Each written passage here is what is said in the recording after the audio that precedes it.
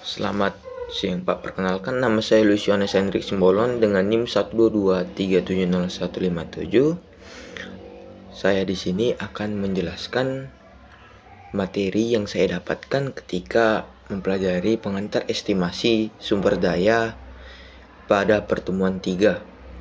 Yang pertama itu ada metode triangulasi. Jadi metode triangulasi ini yaitu kalau triangulasi berarti menggunakan segitiga, di mana kita membentuk segitiga. Jadi untuk menghitungnya itu ada rumus untuk mencari luas dari segitiga itu A sama dengan S dikali dalam kurung S dikurangi A dikali S dikurangi B kurangi S kurangi C dipangkatkan dengan 0,5. Jadi untuk mencari kadar rata-rata itu, misalnya kita mempunyai suatu untuk menghitung A di tengah-tengah. Jadi kita mengeliling A itu dengan bentuk segitiga.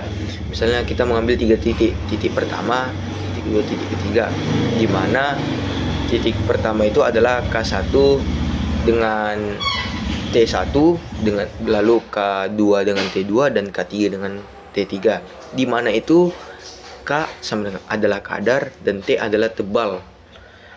Lalu terdapat kelemahan dari metode triangulasi ini. Yang pertama itu proses smoothing hanya bersifat empiris, atau smoothing itu maksudnya diperhalus atau dipertajam untuk menghilangkan galat atau error. Yang kedua itu adalah pembobotan yang dilakukan berdasarkan 3 sampel itu cukup. Lalu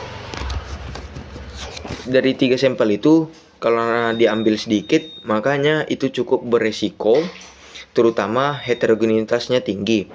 Lalu yang ketiga itu kelemahannya itu adalah belum memperhitungkan anisotrop, dan yang keempat itu adalah sulit diterjemahkan menjadi sistem grid atau blok-blok, karena kan sudah dibagi 3, jadi agak sulit membagi dia menjadi suatu grid.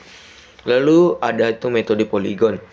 Metode poligon ini dilakukan dengan menggunakan titik data sebagai sentral data yang mewakili suatu area tertentu. Yang kedua itu diterapkan pada endapan yang relatif homogen dan geometrinya sederhana. Yang ketiga itu menggunakan metode poligon, kadar pada suatu luasan tertentu ditaksir dengan nilai data yang berada di tengah-tengah poligon. Selanjutnya itu ada yang kelima, itu belum memperhitungkan tata letak suatu ruang mulai dari data. Lalu yang keenam itu tidak ada batasan yang pasti sejauh mana nilai contoh mempengaruhi distribusi ruang.